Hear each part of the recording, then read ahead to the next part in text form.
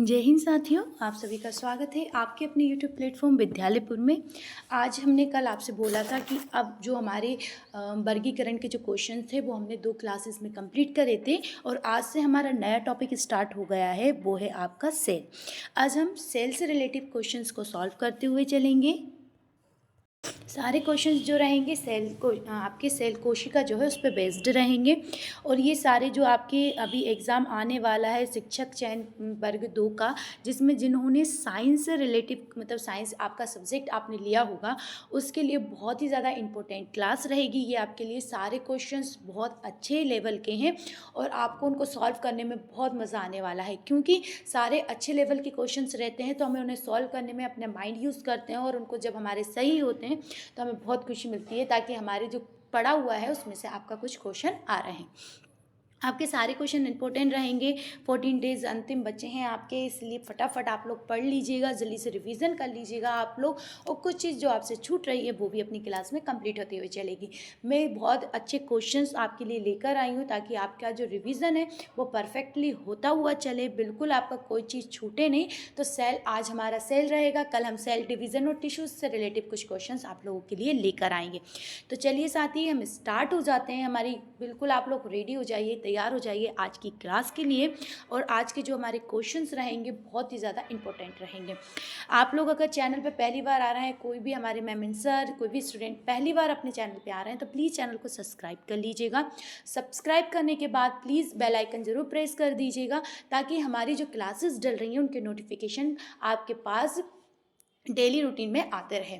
तो साथियों, और साथ में लाइक ज़रूर कर दीजिएगा क्लास को। आप लोग क्लास देखते हैं, लाइक नहीं करते, तो प्लीज़ लाइक ज़रूर कर दीजिएगा और इसके बाद शेयर करना ना भूलें। सब तक पहुंचा दीजिएगा क्लास। देखिए नई क्लास स्टार्ट हो रही है आपकी, 3-2 क्लास पहले भी डल चुकी हैं, उनको नहीं देखा है तो स्टार्टिंग से देखते हुए चलिएगा और साथ में ही शेयर ज़रूर कर दीजिएगा, ताकि अभी जिनको पता नहीं है उनको ये आपकी जो न्यूज़ है वो पता चल जाए कि विद्यालयपुर आपके लिए साइंस की क्लास लेकर आ चुका है। अभी आपके लिए महिला परिवीक्षक की क्लासेस भी डल रही हैं, और आप लोगों में से कोई महिला परिवीक्षक की तैयारी कर रहा था और उसका एग्ज़ाम नहीं हुआ है, तो आप लोग ज़रूर उन लोगों तक वो भी देख सकते हैं क्लास, क्योंकि आपकी CDP की और डेली रूटीन में 2 क्लासेस डलती हैं और फिर इसके बाद आपके वर्ग 2 की भी क्लास डल रही है। और आप में से कोई अगर जो वर्ग 2 की तैयारी कर रहे हैं और आप क्या बोलते हैं उससे महिला सुपरवाइज़र की क्लासेस देखते हैं, तो प्लीज़ आप लोग भी इन क्लासेस को देख सकते हैं। सबके लिए इंपॉर्टेंट है, जिनका साइन बेस्ड है वो लोग साइंस के लिए क्लासेस देख सकते हैं। स्पेशल क्लासेस चल रही है, MCQs क्लासेस है, पूरे MCQs प्लस मैं आपको थोड़ा सा उसके साथ थोड़ा समझाती हुई भी चलती हूँ, ताकि आपका जो रहे आप बहुत अच्छी तरीके से उसे समझते हुए चलें और आपका याद होता हुआ चले। चलिए, तो क्लास को ज़रूर शेयर कर दीजिएगा, सब तक पहुंचा दीजिएगा। और मैंने पूरी आपको इन्फॉर्मेशन दे दी है, आपको सुबह के टाइम ये क्लास मिल जाती है और पूरा हमारा आपका जो MCQs फॉर्म में चल रही है, पूरी आपकी इंपॉर्टेंट क्लास चल रही है। चलिए अब चलते हैं, आगे चलते हैं और हम स्टार्ट कर देते हैं। आज का जो फर्स्ट क्वेश्चन आप लोगों के लिए मैं लेकर आई हूँ वो है कि DNA में होता है। अब आपको ये बताना है DNA में क्या होता है।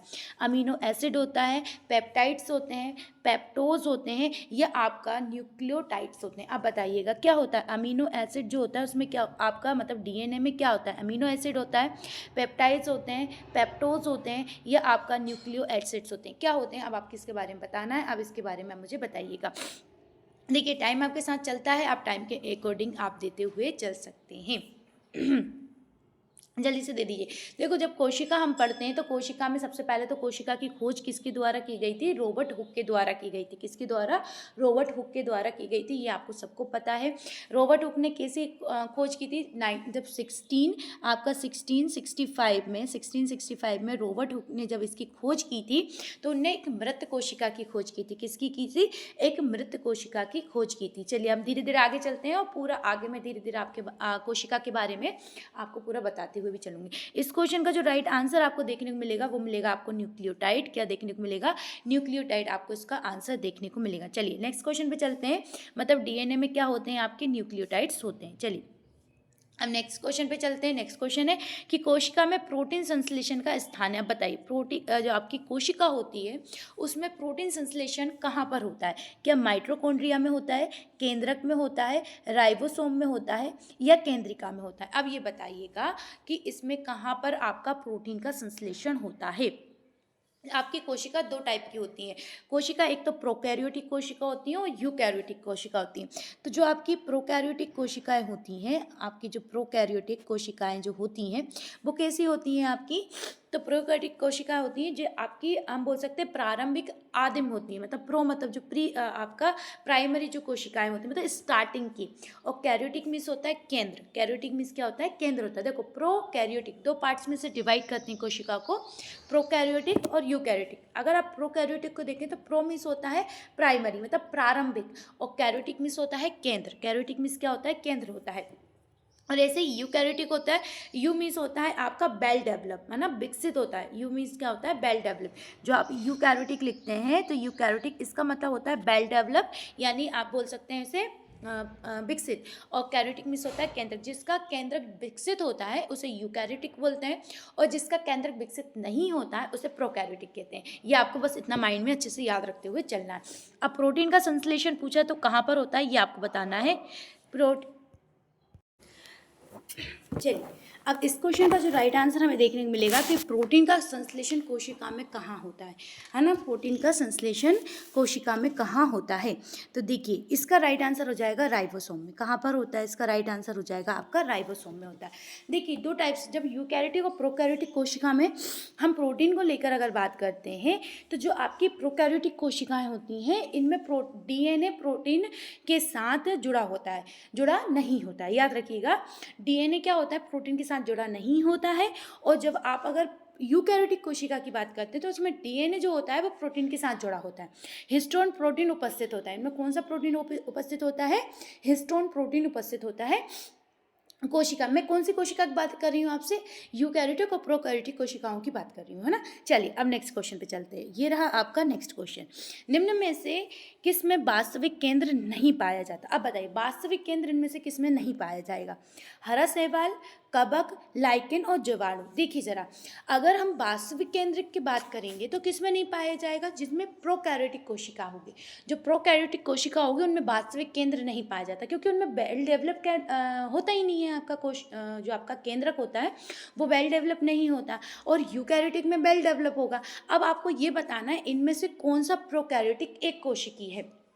क्या वो आपका हरा शैवाल है, कवक है, लाइकेन है, या आपका जीवाणु है? अब इसका आंसर दीजिएगा, इनमें से कौन सा आपका वास्तविक केंद्र वाला नहीं है, मतलब वो कैसा होगा? प्रोकैरियोटिक आपका होगा। इनमें से आप ये बताइए, इनमें से कौन सा आपका प्रोकैरियोटिक होता है, ये बता दीजिए। देखिए, जो प्रोकैरियोटिक वाली जो आपकी कोशिकाएं होती हैं उनमें जो विभाजन की आपकी क्रिया होती है वो कैसी होती है? मुकुलन, मतलब खुद में से ही एक बन जाता है। और उनमें हम बोल सकते हैं उनमें कोशिका विभाजन जो होता है विखंडन से होता है। कैसा होता है? विखंडन या मकुलन, मुकुलन बोलते हैं। हाइड्रा वगैरह नहीं थे उस टाइप का। और जो आपका यूकैरियोटिक कोशिकाएं होती हैं ना, इनमें कोशिका कैसे होता है? विभाजन होता है समसूत्री और अर्धसूत्री, इस टाइप का विभाजन से इनमें अपनी संतानों की उत्पत्ति होती है। तो इस क्वेश्चन का जो हम राइट आंसर लगाते हुए चलेंगे वो हो जाएगा आपका ऑप्शन नंबर डी हो जाएगा, यानी जीवाणु। तो जो जीवाणु होते हैं ये आपके कैसे होते हैं? प्रोकैरियोटिक होते हैं। कैसे होता है? प्रोकैरियोटिक होते हैं, और आपका एक कोशिकीय होते हैं, यानी एक कोशिकीय प्रोकैरियोटिक जीवाणु होते हैं। जिनमें क्या होता है आपका? तो जिनमें हम बोल सकते हैं इनमें वास्तविक केंद्र उपस्थित नहीं होता। क्या नहीं होता? वास्तविक केंद्र।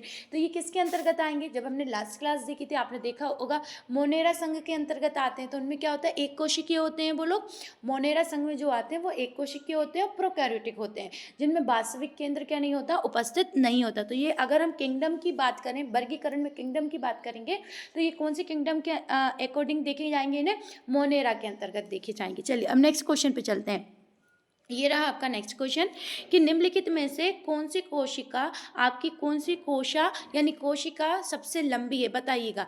अब आपके शरीर में से कोशिका पूछी जा रही है, कौन सी कोशिका सबसे लंबी है? तंत्रिका कोशिका, पेशी कोशिका, अस्थि कोशिका, या आपका डेंड्राइट्स कोशिका जो होती है वो सबसे लंबी होती है? चलिए, अब इसका आंसर दीजिएगा कि इनमें से कोशिका कौन सी सबसे ज़्यादा लंबी आपको देखी जाएगी। तंत्रिका कोशिका आपको सबसे लंबी देखने को मिलेगी, पेशी कोशिका देखने को मिलेगी, अस्थि कोशिका मिलेगी, या डेंड्राइट्स मिलेंगी? कौन सी कोशिका आपको सबसे लंबी कोशिका देखने को मिलेगी? अब इसका आंसर जल्दी से दे दीजिएगा आप मुझे। कि आपका आंसर क्या होगा। अब जैसे कोशिका भी है ना, आपको कई टाइप्स की देखने को मिलती। कोशिका की जैसे लंबाई चौड़ाई अकॉर्डिंग अपन देखें तो देखो कोशिका है ना आकृति जैसे गोलाकार होती हैं, जैसे राउंड शेप में होती हैं, घनाभ कोशिकाएं होती हैं, यानी अपन आपका क्यूबॉइडल कोशिकाएं बोलते हैं। कुछ लंबी कोशिका होती हैं जिन्हें हम रोड कोशिकाएं बोलते हैं, और साकित कोशिकाएं भी होती हैं जिन्हें ब्रांचेस्ड कोशिकाएं भी बोलती हैं। तो कोशिकाएं भी अलग अलग टाइप्स की होती हैं, मगर इनमें हमसे पूछा क्या गया है, इन जो ऑप्शंस दिए गए हैं इनमें सबसे लंबी कोशिका आपसे पूछी गई है कौन सी होती है। तो राइट आंसर आपको देखने को मिलेगा तंत्रिका कोशिका सबसे लंबी होती है। आपको पता है ये हमारे मस्तिष्क से जुड़ी हुई होती है, इस तरीके से संरचना वाली आपकी कोशिका आपको देखने को मिलती है, और ये हमारी रीढ़ मतलब आपके मस्तिष्क से लेकर नीचे तक जाती है। तंत्रिका कोशिका होती है जो सबसे ज़्यादा आपको लंबी देखने को मिलेगी। चलिए नेक्स्ट क्वेश्चन पे चलते हैं। राइबोसोम किस के बने होते हैं, आप बताना। जो राइबोसोम्स होते हैं वो किसके बने होते हैं, डीएनए प्लस प्रोटीन, केवल डीएनए के बने होते हैं, या आपका डीएनए के बने होते हैं, या आरएनए प्रोटीन के बने होते हैं, या आरएनए प्लस डीएनए दोनों के बने होते हैं। अब इसका आंसर दीजिएगा कि जो आपके राइबोसोम्स होते हैं वो किसके बने होते हैं, बताइएगा जल्दी से। राइबोसोम्स किसके बने होते हैं, तो कोशिका में राइबोसोम्स होते हैं जो क्या करते हैं, प्रोटीन का संश्लेषण करते हैं। किसका करते हैं, प्रोटीन का संश्लेषण करते हैं आपके राइबोसोम्स। जल्दी से आंसर दीजिएगा, इसका आंसर आप क्या लगाने वाले हैं, राइबोसोम्स। जल्दी से बताइएगा इसका आंसर क्या होगा।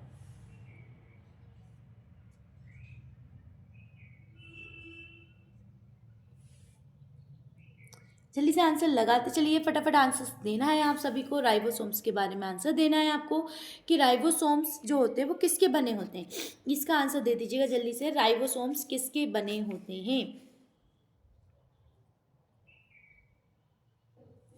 तो राइट आंसर क्या हो जाएगा इस क्वेश्चन का, इस क्वेश्चन का जो राइट आंसर आपको देखने को मिलेगा, ऑप्शन नंबर आपको क्या मिलेगा, ऑप्शन नंबर सी देखने को मिलेगा। आरएनए और प्रोटीन के बने होते हैं। किसके बने होते हैं ये, आरएनए और प्रोटीन के क्या बने होते हैं, आपके राइबोसोम्स बने होते हैं। किसके, आरएनए के बने होंगे, और ये किसके बने होंगे, आपके प्रोटीन के बने होंगे। चलिए नेक्स्ट क्वेश्चन पे चलते हैं, और ये रहा आपका नेक्स्ट क्वेश्चन।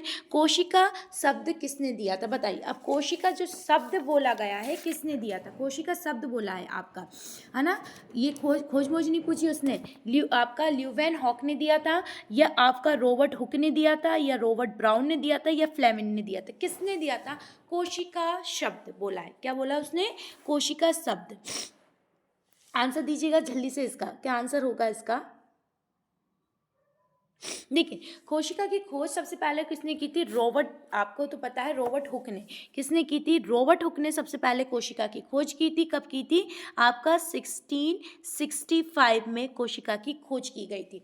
रॉबर्ट किसके द्वारा, हुक के द्वारा। इनकी और जो कोशिका की सारी जो खोज की थी इनने, वो उसके बारे में किस में बताया था, इनने माइक्रोग्राफिया, इनकी बुक का नाम है माइक्रोग्राफिया। उसमें इनने क्या किसके बारे में बताया था, तो इसमें उनने आपको कोशिका की खोज के बारे में बताया था।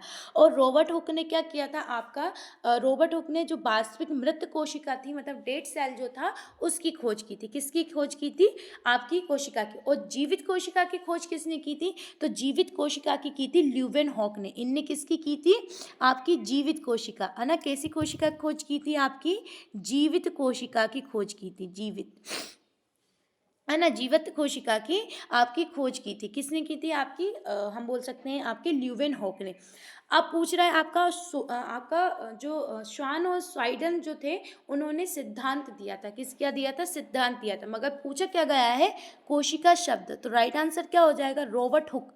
रॉबर्ट हुक ने ही आपका क्या है, कोशिका शब्द भी दिया था। अब कोशिका शब्द कैसे मिला था, देखिए जब इनने माइक्रो इनके स्कोप जो बनाया था, इनने खुद ने ही अपना जो सूक्ष्मदर्शी बनाया था, उसमें जब कोशिका देखी तो उन्हें कोशिका कुछ इस टाइप की दिखाई दी। एक मिनट रुकिएगा, कोशिका कुछ उन्हें इस टाइप की, एक सेल की टाइप की, इस टाइप की उन्हें कोशिकाएं दिखाई दी थी। अब ये कोशिका जो आपको दिखाई दे रही है, इसमें जो खाली स्थान है, इसको उन्होंने क्या बोला, सेल। इनको क्या बोला, सैला। क्या बोला था, इसको सैला बोला था।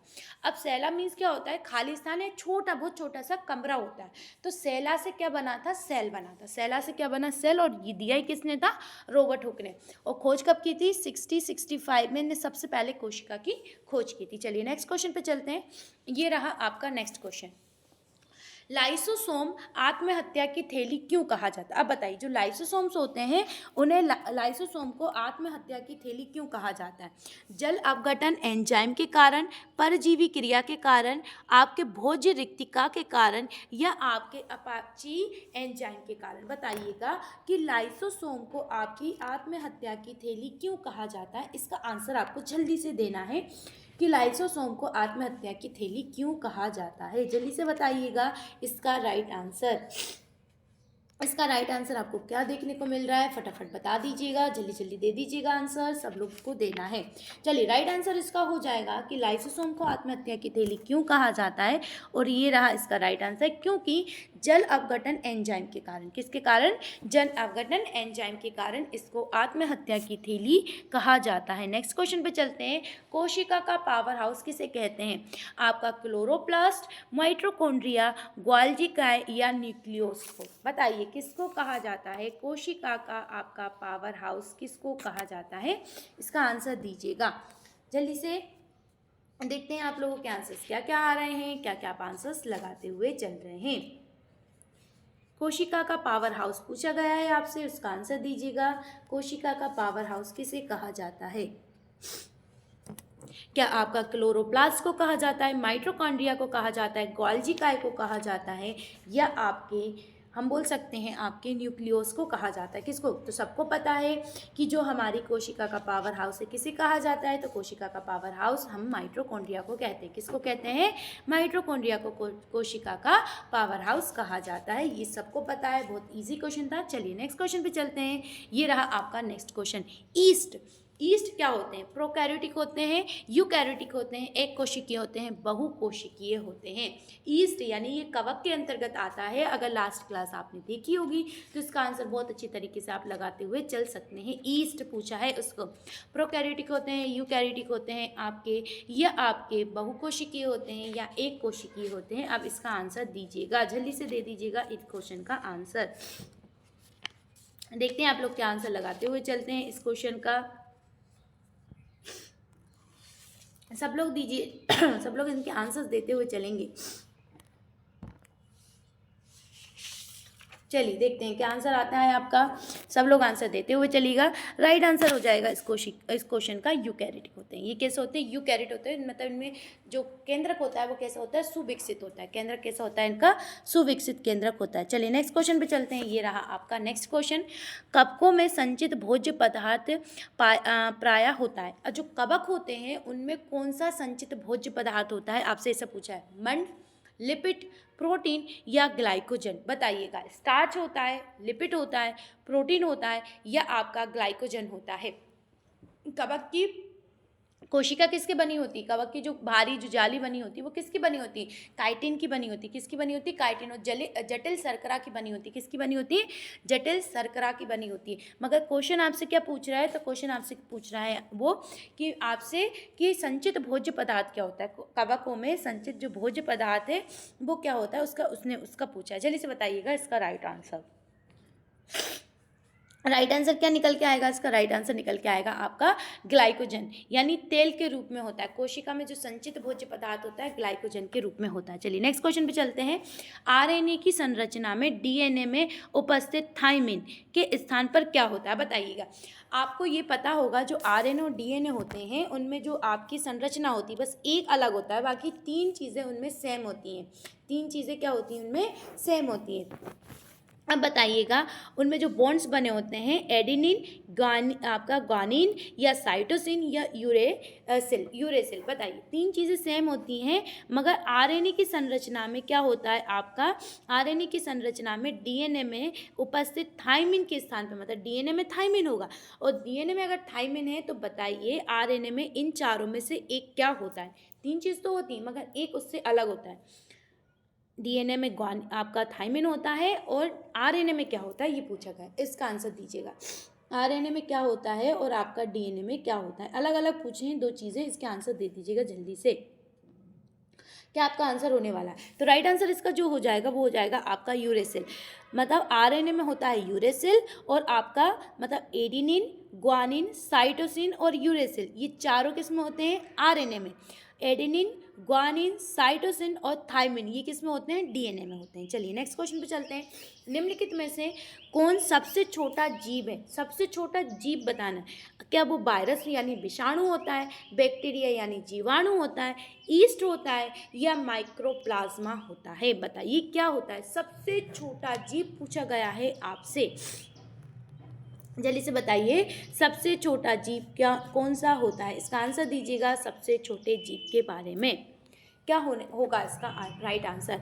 तो इस क्वेश्चन का जो आप राइट आंसर लगाते हुए चलेंगे वो होगा ऑप्शन नंबर आपका डी, यानी माइक्रोप्लाज्मा। माइक्रोप्लाज्मा सबसे छोटा होता है, माइक्रोप्लाज्मा। चलिए नेक्स्ट क्वेश्चन पे चलते हैं।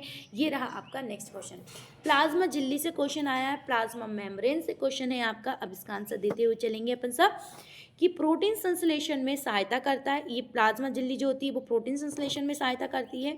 ये केवल एक कोशिका, ये केवल केवल जल में कोशिका में प्रवेश और निकास को नियंत्रित करती है। मतलब जल में जो होता है उसमें कोशिका में प्रवेश और निकलने में मदद करता है। कोशिका में जल खनिज लवणों के प्रवेश या आपकी को निकास को नियंत्रित करता है। मतलब जो लवण रहते हैं कोशिका में उसके निकास को मदद करता है।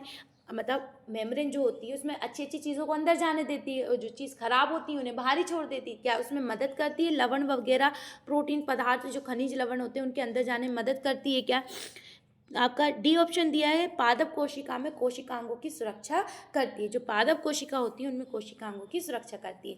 अब इनमें से एक ऑप्शन सही है। अब इसका आंसर दीजिएगा आपका कोशिका झिल्ली के बारे में। कोशिका झिल्ली का एक क्वेश्चन, झिल्ली से इसका आंसर लगा दीजिएगा। इसका राइट आंसर क्या होगा? कोशिका झिल्ली का आंसर लगा दीजिएगा। झिल्ली से आप इसका आंसर क्या लगाएंगे? कोशिका मतलब आपका प्लाज्मा मेम्ब्रेन के बारे में क्वेश्चन पूछा गया है। इसका राइट आंसर लगा दीजिएगा। इसका राइट आंसर क्या होगा?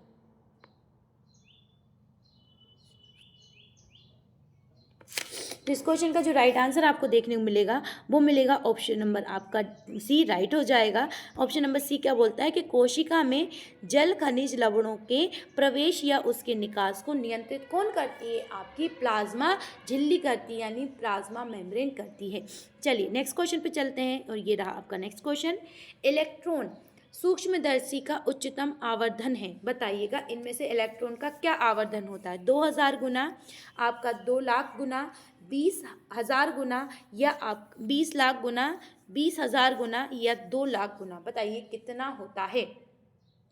आपको उसका उच्चतम आवर्धन बताना है, कितना होता है? उच्चतम आवर्धन बताना है इलेक्ट्रॉन के, सूक्ष्म इलेक्ट्रॉन का। बताइए कितना होता है आवर्धन? जल्दी से बताइएगा इसका आवर्धन कितना होता है। देखते हैं आप लोगों के आंसर्स क्या क्या आ रहे हैं। जल्दी से आंसर्स लगा दीजिएगा। इसका राइट आंसर क्या होगा?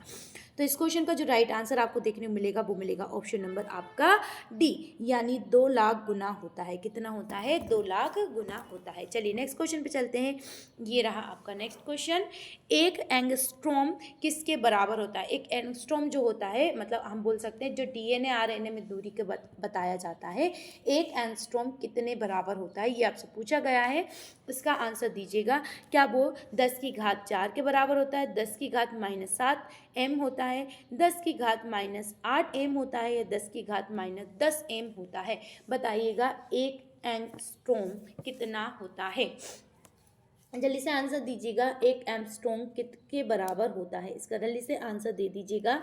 आपके आरएनए और डीएनए में देखा जाता है। इसका आंसर दीजिएगा जल्दी से।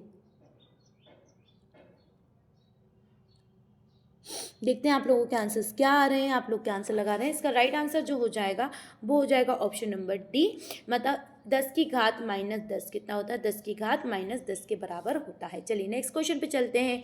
ये रहा आपका नेक्स्ट क्वेश्चन। चलिए नेक्स्ट क्वेश्चन है, एक कोशिका में सर्वाधिक पाए जाने वाला पदार्थ है। बताइए एक कोशिका है उसमें सर्वाधिक कौन सा पदार्थ पाया जाता है? आपका न्यूक्लिक अम्ल, वसा, कार्बोहाइड्रेट या प्रोटीन? सबसे ज़्यादा क्या पाया जाता है कोशिका में ये आपको बताना है।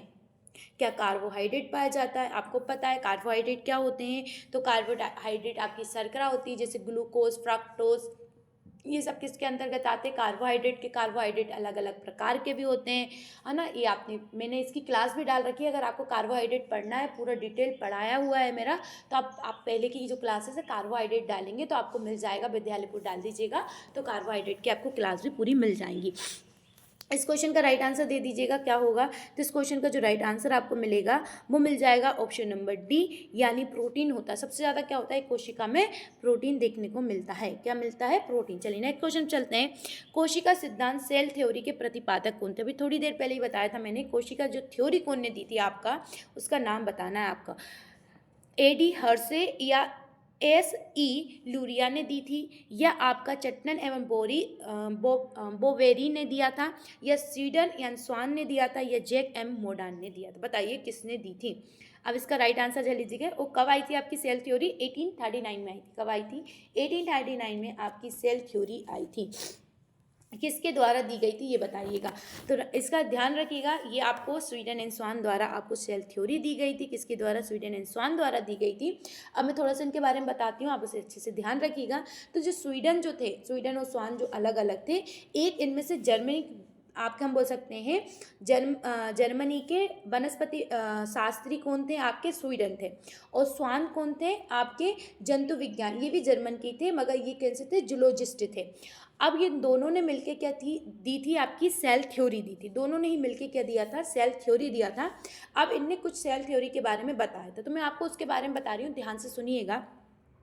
उनने ये बोला था कि प्रत्येक जीव का शरीर एक कोशिका या कई कोशिकाओं से मिलकर बनाता है। मतलब कोई भी आपका जो संसार में जीवित जो भी कोई चीज़ है, वो आपका या तो एक कोशिका से मिलकर बना होगा या बहु कोशिका से मिलकर बना होगा।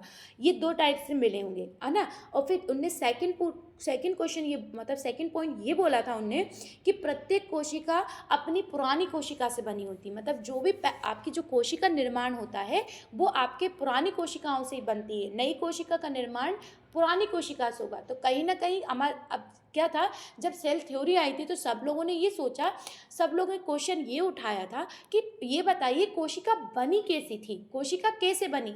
तो उनने बोला जो आपकी पुरानी कोशिका होती हैं उन्हीं से नई कोशिकाओं का निर्माण होता है। आपने देखा होगा कभी आपको चोट लग जाती है, फिर धीरे धीरे वहाँ पर आपको एक पपड़ी सी जमने लगती है और परत आने लगती है, फिर उस परत पे धीरे धीरे दूसरी परत आने लगती है। इस तरीके से आपकी क्या बन जाती है? स्किन बन जाती है। तो आपने आपकी स्किन में कभी आप ध्यान से देखिएगा छोटे छोटे आपको बॉक्स दिखाई देंगे, तो ये क्या होती है? एक सेल बनी होती है। क्या बनी होती है? आपकी सेल होती है। जो मैंने अभी थोड़ी देर पहले आपको ये स्ट्रक्चर बनाया था, इस प्रकार से ही आपकी स्किन में आपको ऐसे स्ट्रक्चर्स दिखाई भी देंगे। तो ये क्या होती है? कोशिका। ये पुरानी डेड स्किन से न्यू स्किन बनती है। मतलब हम बोलते हैं हमारी डेड स्किन निकल गई, तो पुरानी कोशिका से क्या होती है? नई कोशिकाओं का निर्माण हो जाता है। और आपको कहीं लग जाती है तो वहाँ पर आप धीरे धीरे कोशिकाओं का निर्माण, तो वो कैसे होती है? जो आपकी पुरानी कोशिकाएं होती हैं वो नई कोशिकाओं को बनाना शुरू कर देती हैं। ये बोला उन्होंने। फिर एक और पॉइंट क्या बोला उन्होंने ये बोला कि सभी कोशिकाओं की मूल संरचना, रासायनिक संगठन समान होते हैं।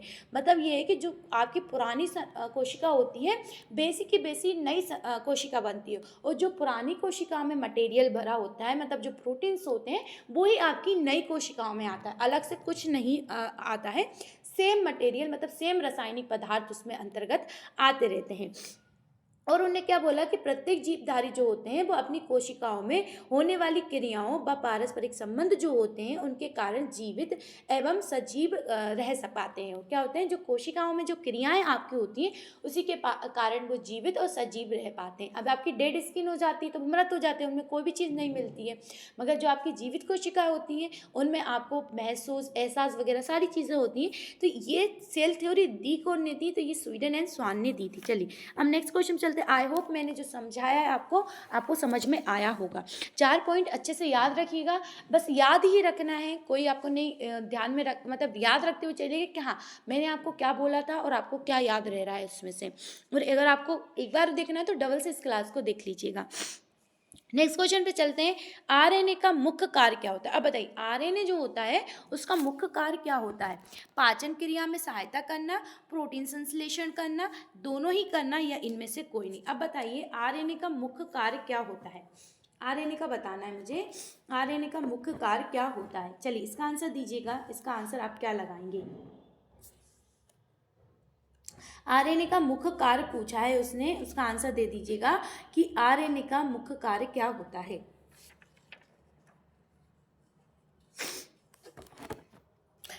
जो आरएनए होता है ये क्या होता है आपका, ये आपका राइबोन्यूक्लिक एसिड होता है। आरएनए में क्या होता है, राइबोन्यूक्लिक एसिड होता है। और ये आपका, इसमें तीन हमने कौन कौन से देखे थे आरएनए में, तो हमने तीन अलग अलग प्रकार के, भी मैंने आपको क्या बताया था, आपको एडेनिन बताया था, साइटोसिन बताया था, ग्वानिन बताया था, ये बताया था कि नहीं बताया था मैंने आपको। तो ये अभी इसके अंदर चार आपके पदार्थ भी पाए जाते हैं, ये भी हमने थोड़ी देर पहले ही देखा था। अब बताइए जल्दी से इसका आंसर क्या होगा। तो इसका राइट आंसर हो जाएगा आपका, ये प्रोटीन का क्या करता है, संश्लेषण करने में सहायता करता है। क्या करता है, ये प्रोटीन का जो संश्लेषण होता है ना, उसे करने में सहायता करता है। आरएनए भी कितने टाइप्स के होते हैं आपके, तीन टाइप के होते हैं। एक तो मैसेंजर आरएनए होता है, यानी mRNA बोलते हैं। एक rRNA होता है जिसे राइबोसोम आरएनए बोलते हैं। और एक tRNA होता है जिसे ट्रांसफर आरएनए बोलते हैं। इस तरीके से आरएनए भी कितने प्रकार के होते हैं आपके, आरएनए भी आपके तीन प्रकार के होते हैं। जो मैसेंजर आरएनए होता है ये क्या करता है, आपका डीएनए में जो अंकित सूचनाएं जो होती है ना, उनको क्या करता है, उनका संश्लेषण करके और उनको सूचनाओं को पहुंचाने का कार्य करता है। और आपका जो rRNA होता है जिसे हम राइबोसोम्स आरएनए बोलते हैं, ये क्या करता है, इसका निर्माण केंद्रक में होता है। इसका निर्माण कहाँ होता है, इसका निर्माण जो होता है वो केंद्रक में होता है।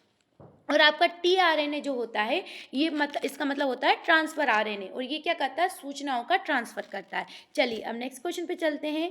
ये रहा आपका नेक्स्ट क्वेश्चन, डीएनए का मूल मात्रक क्या है। आप बताइए डीएनए का जो मूल मात्रक होता है वो क्या होता है, विटामिन होता है, न्यूक्लियोसाइड होता है, न्यूक्लियोटाइड होता है, या बसा होता है डीएनए का। चल इसका आंसर दीजिएगा क्या होता है। देखिए डीएनए का अपन देखें तो डीएनए में अनुवांशिक, ये क्या होता है, एक अनुवांशिक पदार्थ के रूप में होता है हमारे शरीर में। डीएनए कैसा होता है, अनुवांशिक पदार्थ के रूप में होता है। चलिए इसका आंसर दीजिएगा। और इसका जो डीएनए का स्ट्रक्चर जो होता है वो द्विकुंडली होता है, इस टाइप से होता है। डीएनए का जो स्ट्रक्चर आपने बना हुआ देखा होगा वो इस टाइप से बना हुआ देखा होगा। और आरएनए का कैसा होता है, सिंगल हैंडल होता है ना, क्या होता है, सिंगल आपका स्ट्रक्चर होता है, हैंडल आपका स्ट्रक्चर होता है सिंगल वाला। और डीएनए का इस टाइप का डबल कुंडलित होता है, और ये आपका एक कुंडली होता है, इस टाइप से बना होता है आरएनए। और ये होता है आपका डीएनए, और ये होता है आपका आरएनए, इस टाइप से बने होते हैं ये। तो इसका जो द्विकुंडली किसको, जेम्स वाटसन एंड आपका फ्रांसिस क्रिक को 1953 में डीएनए के लिए क्या आपको डीएनए का इनने मॉडल दिया था। इन दोनों ने, कौन कौन ने दिया था, आपका वाटसन एंड क्रिक ने दिया था। नाम याद रखिएगा, पूछ सकते हैं। राइट आंसर क्या हो जाएगा इसमें, न्यूक्लियोटाइड होता है। आपका जो आपका मूल मात्रक पदार्थ होता है, अनुवांशिक जो पदार्थ होता है वो क्या होता है, आपको न्यूक्लियोटाइड्स होता है। चलिए नेक्स्ट क्वेश्चन पे चलते हैं। ये रहा आपका नेक्स्ट क्वेश्चन, निम्नलिखित में से कोशिका सूक्ष्मतम जीवित कोशिका है। बताइए इसमें से कि निम्नलिखित में से कोशिका सूक्ष्मतम जीवित कोशिका है आपकी बैक्टीरिया, ब्रेड मोड, या माइकोप्लाज्मा, या आपका वायरस। बताइए क्या है इसमें से सबसे सूक्ष्मतम जीवित कोशिका कौन सी है। इसका आंसर दीजिएगा, सबसे सूक्ष्मतम जीवित कोशिका कौन सी है, इसका आंसर दीजिएगा।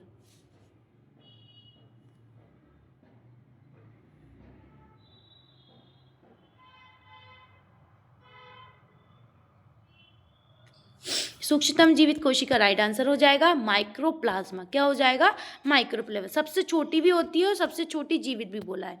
नेक्स्ट क्वेश्चन पे चलते हैं कि प्याज को छीलने या काटने पर आंखों में प्रसूत यानी आंसू की प्रसूत मात्रा में आंसू आने का कारण क्या है। आपको ये बताना है, जब हम प्याज वगैरह छीलते हैं तो उस समय हमारे आंखों में आंसू आ जाते हैं, उसका क्या कारण हो, आंसू वगैरह आने का क्या कारण है आपका प्याज की कोशिका में विद्यमान गंधक, कोशिकाओं में अमीनो एसिड की उपस्थिति,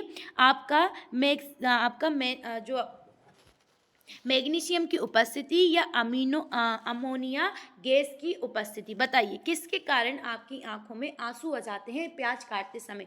इनमें से उसके अंदर कौन सा पदार्थ होता है कि जिसके कारण आपके आंखों में आंसू आ जाते हैं। प्याज की कोशिकाओं में विद्यमान गंधक, कोशिकाओं में अमीनो एसिड की उपस्थिति, या आपका मैग्नीशियम की उपस्थिति, या आपका अमोनिया गैस की उपस्थिति। अब इसका आंसर दे दीजिएगा, क्या आंसर होगा इसका? राइट आंसर क्या देखने को मिलेगा? इसका राइट आंसर मिलेगा आपको, प्याज में कोशिकाओं में जो उपस्थित विद्यमान जो गंधक होता है उसके कारण हमारी आंखों में क्या आ जाते हैं? आंसू आ जाते हैं। चलिए नेक्स्ट क्वेश्चन पे चलते हैं। कोशिका में भोजन या ग्लूकोज या का ऑक्सीकरण कहाँ होता है? ये बताइएगा कि आपकी जो कोशिकाएं होती हैं उनमें भोजन और ग्लूकोज का जो ऑक्सीकरण होता है वो कहाँ होता है? क्रोमोसोम में होता है, कोशिका द्रव्य में होता है, केंद्रक में होता है, या माइटोकॉन्ड्रिया में होता है? अब इसका आंसर दीजिएगा। भोजन और ग्लूकोज का जो संश्लेषण हो रहा है वो कहाँ हो रहा है? आपकी कोशिका में। इसका राइट आंसर जल्दी से दे दीजिएगा, क्या आंसर देंगे आप? केंद्रक में होता है, कहाँ होता है बताइएगा? इसका राइट आंसर दे दीजिएगा जल्दी से, क्या आंसर होगा आपका? देखो माइटोकॉन्ड्रिया को क्या कहा जाता है? तो माइटोकॉन्ड्रिया को कोशिका का क्या कहा जाता है? पावर हाउस कहा जाता है। क्या कहा जाता है? कोशिका का पावर हाउस किसको कहा जाता है? आपको माइटोकॉन्ड्रिया को कहा जाता है। और ये क्या होता है? स्तनधारियों में परिपक्व एवं फ्लोएम की जो सीप ट्यूब में नहीं पाया जाता है। फिर इसके बाद क्या बोला गया है आपसे? सेकेंड ऑप्शन क्या है आपका? कोशिका द्रव्य। आप बताइए, कोशिका जो द्रव्य है आपका, कोशिका द्रव्य के अंदर ही ये सारी चीज़ें पाई जाती हैं जो अंग मैं बता रही हूँ, जैसे ये सारी चीज़ें केंद्रक वगैरह ये सब पाए जाते हैं। केंद्रक का कार्य क्या होता है? कोशिका को नियंत्रण करना होता है। कोशिका की जो आपकी क्रियाएं होती हैं उसको सबको नियंत्रण कौन करता है? आपका, तो वो आपका करता है, केंद्रक करता है। और क्रोमोसोम क्या होता है? ये डीएनए और इसके अंदर क्या होता है? आपके जो अनुवांशिक पदार्थ होते हैं वो क्रोमोसोम, ये आपके जोड़े में होते हैं। 22 जोड़े क्या होते हैं? ये आपके शरीर के अंदर होते हैं 22। ये होते कितने हैं? 23 जोड़े में होते हैं। कितने होते हैं? 23 जोड़े होते हैं। मगर एक जोड़ा क्या होता है? इसका लिंग निर्धारित करता है, और बाकी 22 जोड़े ऑटोसोम होते हैं, मतलब जो नर और मतलब हम बोल सकते हैं मेल और फीमेल में सेम होते हैं, और बस आपका एक जोड़ा अलग होता है। फीमेल में सारे XX होते हैं और मेल में एक X और लास्ट का एक Y होता है, जो आपका क्या करता है? लिंग निर्धारित करता है। चलिए अब इसका राइट आंसर क्या हो जाएगा? राइट आंसर हो जाएगा माइटोकॉन्ड्रिया। तो याद रखिएगा, भोजन का जो और ग्लूकोज का ऑक्सीकरण कहाँ होता है? माइटोकॉन्ड्रिया में होता है। इसीलिए इसे क्या कहते हैं? आपका कोशिका का पावर हाउस कहा जाता है। चलिए नेक्स्ट क्वेश्चन पे चलते हैं। कोशिका गतिविधियां नियंत्रित की जाती हैं। आप बताएं, कोशिका की जो गतिविधियां हैं वो कहाँ नियंत्रित की जाती हैं? आपका क्लोरोप्लास्ट द्वारा, माइटोकॉन्ड्रिया द्वारा, साइटोप्लाज्मा द्वारा, या आपका आपका जो न्यूक्लियस द्वारा? बताइए किसके द्वारा किया जाता है? आपका जो कोशिका की गति का नियंत्रण जो है वो किसके द्वारा किया जाता है? ये बताइएगा।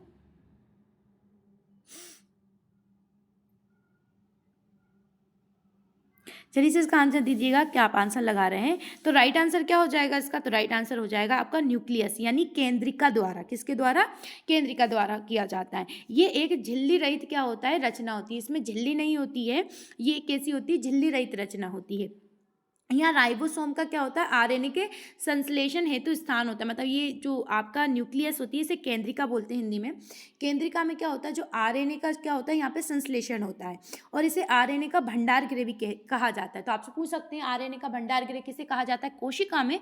तो आप बोल सकते हैं केंद्रिका को कहा जाता है, यानी न्यूक्लियस को कहा जाता है। किसको कहा जाता है? न्यूक्लियस को कहा जाता है। और इसकी खोज किसने की थी न्यूक्लियस की? तो आपकी फोंटाना ने की थी। किसने की थी? फोंटाना जो थे उन्होंने आपकी हम बोल सकते हैं केंद्रिका की खोज की थी फोंटाना ने। चलिए नेक्स्ट क्वेश्चन पे चलते हैं। ये रहा आपका नेक्स्ट क्वेश्चन कि वनस्पति कोशिका तथा प्राणी कोशिका का अंतर किसकी उपस्थिति से स्पष्ट होता है? अब आपको ये बताना है, जो आपकी जंतु कोशिका होती है और जो आपकी प्लांट कोशिका होती है, मतलब आपकी जो प्लांट सेल होती है और जो एनिमल सेल होती है, उनमें मेन जो डिफरेंस होता है वो कौन सा होता है? कोशिका भित्ति का, माइटोकॉन्ड्रिया का, केंद्रिका का, या आपका प्लाज्मा झिल्ली का? ये बताइएगा इसका आंसर, कि आपकी एनिमल सेल और जब हम आपकी प्लांट सेल के बारे में डिफरेंस देखते तो मेन उसमें सबसे महत्वपूर्ण कौन सा अंतर हमें दिखाई देता है? इसका राइट आंसर लगा दीजिएगा, क्या होगा? मेन अंतर बताना है उसका कि कौन सा सबसे महत्वपूर्ण इसके अंतर आपको देखने को मिलेगा। क्या हो जाएगा इसका राइट आंसर? तो राइट आंसर हो जाएगा इसमें कोशिका भित्ति, यानी सेल वॉल। सेल वॉल सबसे, क्योंकि सेल वॉल जो होती है वो केवल प्लांट, जो आपकी सेल प्लांट कोशिकाएं होती हैं उनमें ही पाई जाती है सेल वॉल, प्लांट कोशिकाओं में। और मगर आपकी एनिमल कोशिका में आपकी जो हम बोलते हैं सेल वॉल नहीं पाई जाती है। चलिए नेक्स्ट क्वेश्चन पे चलते हैं। ये रहा आपका नेक्स्ट क्वेश्चन।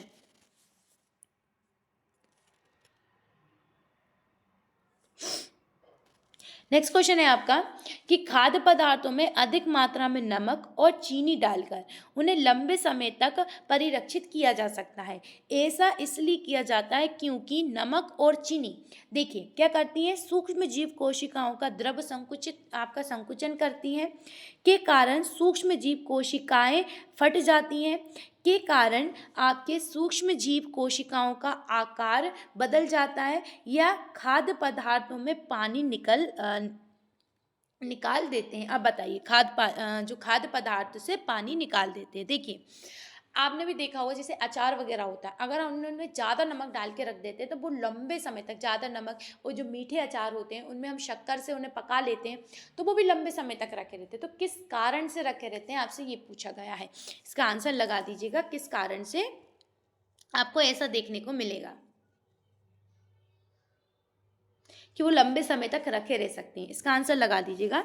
राइट आंसर क्या होता है, इनमें क्या होता है आपका, ये आपसे क्वेश्चन पूछा है, इसमें क्या होता है देखिए, सूक्ष्म कोशिकाओं का द्रव संकुचन करते हैं, क्या करते हैं, उनका द्रव संकुचन कर देते हैं, जिसके कारण क्या होता है वो आपके खराब नहीं होते, उनका द्रव ही संकुचित हो जाएगा, कम हो जाएगा, तो फिर वो क्यों खराब होंगे आपके अचार वगैरह, तो ये इस काम में आते हैं। तारक जो केंद्र होता है, तारक केंद्र सेंट्रियोल जो होता है पाया जाता है। अब बताइए तारक केंद्र सेंट्रियोल कहाँ पाया जाता है, इसके बारे में बताना है आपको। प्राणी कोश में पाया जाता है, लाल शैवाल में पाया जाता है, आपका प्रोकैरियोटिक में पाया जाता है, या पुष्पीय पौधों में पाया जाता है। अब ये इसका आंसर दीजिएगा, ये कहाँ पाया जाता है, जल्दी से लगा दीजिएगा। तारकाय सेंट्रियोल कहाँ पाया जाता है।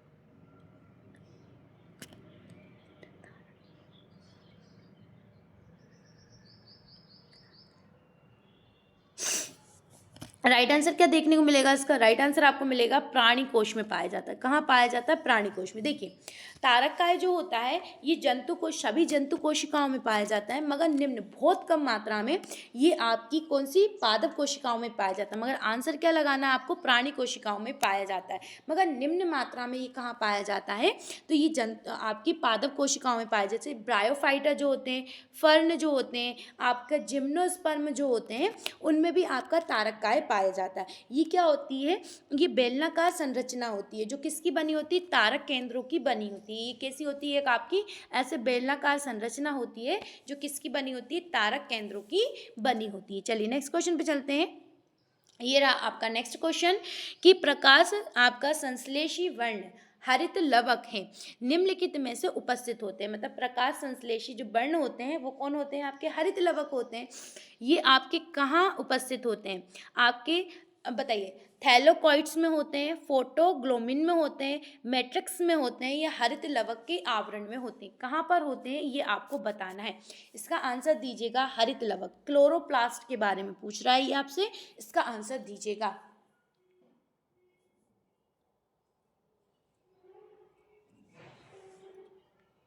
इसका जल्दी से आंसर दे दीजिएगा।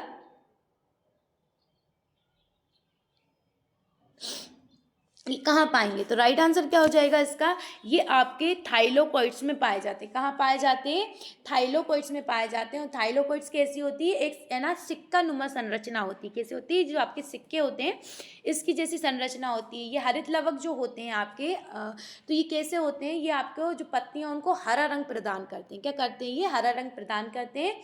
और प्रकाश संश्लेषण की क्रिया जो के केंद्र में होती, कहाँ पे होती, केंद्र में होती है, इसलिए सिर्फ प्रकाश संश्लेषण पादप कोशिकाओं में ही पाए जाते हैं। कहाँ पाए जाते हैं ये हरित लवक, आपका जो क्लोरोप्लास्ट होते हैं ये केवल कहाँ पाए जाते हैं, आपके जो आपकी कोशिका भित्ति होती है, हरा भाग जो होता है जहाँ पे प्रकाश संश्लेषण की क्रिया होती है, ये वहीं पर पाए जाते हैं। चलिए नेक्स्ट क्वेश्चन पे चलते हैं।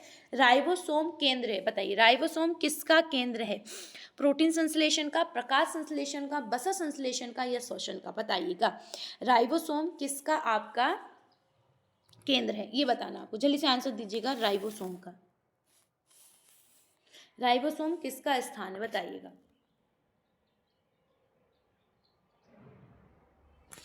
राइबोसोम के बारे में पूछा जा रहा है, इसका आंसर दे दीजिएगा जल्दी से।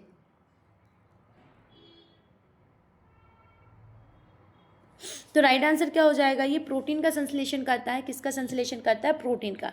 तो राइबोसोम की सबसे पहले जो खोज की गई थी ये पैडल के द्वारा की गई थी। किसके द्वारा, पैडल। और कहाँ पे की गई थी, जंतु कोशिका में की गई थी। पैडल द्वारा सर्वप्रथम जंतु कोशिका में राइबोसोम की खोज की गई थी। और जो राइबोसोम होते हैं, जो राइबोसोम्स होते हैं वो क्या करते हैं आपके, ये है ना राइबो न्यूक्लिक अम्ल, मतलब जो आरएनए व प्रोटीन के बने होते हैं की संरचना बनी संरचनाएं होती। कौन सी आपकी, राइबोसोम की। राइबोसोम की संरचना किसकी बनी होती है, प्रोटीन की बनी होती है। और आरएनए जो राइबो न्यूक्लिक एसिड होती है ना, इसकी बनी होती है। चलिए अब नेक्स्ट क्वेश्चन पे चलते हैं। ये रहा आपका नेक्स्ट क्वेश्चन। चलिए इसका आंसर दीजिएगा कि कोशिका के बारे में निम्नलिखित में से कौन सा कथन सही नहीं है। नहीं बताना है, कोशिका के बारे में इनमें से एक ऑप्शन जो है वो सही नहीं है, बताइएगा। कोशिकाओं के आकार और आमाप विशिष्ट कार्य से संबंधित होते हैं। कोशिका का जो आकार और जो मापन आमाप होता है वो विशिष्ट कार्य से संबंधित होता है। कुछ कोशिकाओं के बदलते आकार होते हैं। प्रत्येक कोशिका में निष्पादन की अपनी क्षमता होती है। सभी देह ऊतकों में एक ही प्रकार की कोशिका विद्यमान होती हैं। अब इसका आंसर दीजिएगा, इसका आप आंसर क्या लगाएंगे, इसका आंसर दे दीजिएगा जल्दी से। तो इस क्वेश्चन का जो राइट आंसर आपको देखने को मिलेगा वो मिलेगा आपको ऑप्शन नंबर बी। तो कोशिका, कुछ कोशिकाओं में बदलते आकार होते हैं।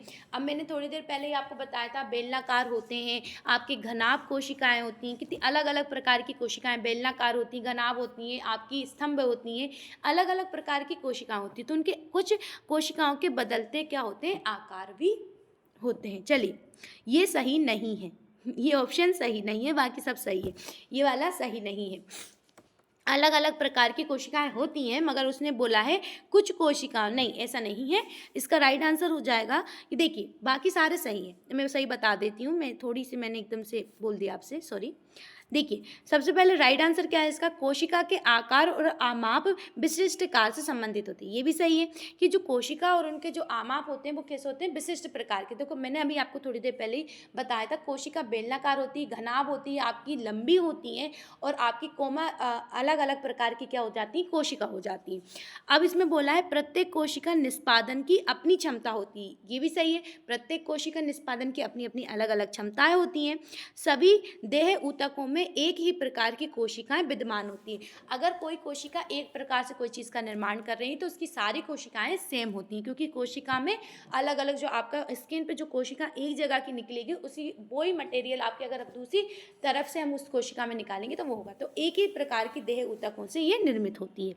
चलिए नेक्स्ट क्वेश्चन पे चलते हैं। ये रहा आपका नेक्स्ट क्वेश्चन कि जीव कोशिका मतलब एनिमल जो सेल होती है का कौन सा भाग पावर हाउस कहलाता है। अब बताइएगा ज़रा कि जो एनिमल सेल होती है उसका कौन सा भाग आपका पावर हाउस कहलाता है। कोशिका भित्ति, केंद्रक, माइटोकॉन्ड्रिया या संपूर्ण कोशिकाएं, बताइए ज़रा आप इसका राइट आंसर क्या लगाएंगे इस कोशिका का। सबको आंसर देना है, फटाफट आंसर लगा दीजिएगा, कमेंट बॉक्स में आंसर डालते हुए चलिएगा। अभी तक आपने क्लास को शेयर नहीं किया है तो प्लीज़ शेयर कर दें, और अभी तक चैनल को सब्सक्राइब नहीं किया है तो सब्सक्राइब कर दें, और जल्दी से प्लीज़ लाइक कर लें फटाफट। क्लास को सब लोग जो भी देख रहे हैं फटाक से लाइक कर दें। चलिए सब्सक्राइब ज़रूर कर दिया करें चैनल को। अगर आप आ रहे हैं, आपको क्लास पसंद आ रही है तो प्लीज़ इतना ज़रूर कर सकते हैं आप लोग। राइट आंसर हो जाएगा इसका माइटोकॉन्ड्रिया। सबको ही पता है कि माइटोकॉन्ड्रिया क्या होता है, पावर हाउस होता है आपका कोशिका का। चलिए नेक्स्ट क्वेश्चन पे चलते हैं। ये रही आपकी नेक्स्ट क्वेश्चन, इसे सॉल्व करते हैं। निम्नलिखित में से वे एकमात्र पादप कोशिका में कौन सी है जो बिना न्यूक्लिक यानी न्यूक्लाइक है, बताइए जरा। न्यूक्लिक या न्यूक्लाई है, बताइए जरा। निम्न में से वे एकमात्र पादप कोशिका में पादप कोशिकाओं में कौन सी कोशिका है जो बिना न्यूक्लिक या न्यूक्लाई होती है। मूलरोम, सहचर कोशिकाएं, या आपकी बहनीय कोशिकाएं, या एधा कोशिकाएं, बताइए कौन सी कोशिकाएं होती हैं जो बिना न्यूक्लिक या न्यूक्लाई होती है। अब इसका आंसर दे दीजिएगा। पादप कोशिका का बोला है उसने, पादप कोशिका में, इसका ध्यान दीजिएगा, पादप कोशिका में। इस कोशिका का इसका राइट आंसर हो जाएगा बहनीय कोशिकाएं। आपकी कौन सी कोशिकाएं? जो बहनीय कोशिकाएं होती हैं ये बिना न्यूक्लिक या न्यूक्लाई की होती हैं। चलिए नेक्स्ट क्वेश्चन पे चलते हैं। ये रहा आपका नेक्स्ट क्वेश्चन।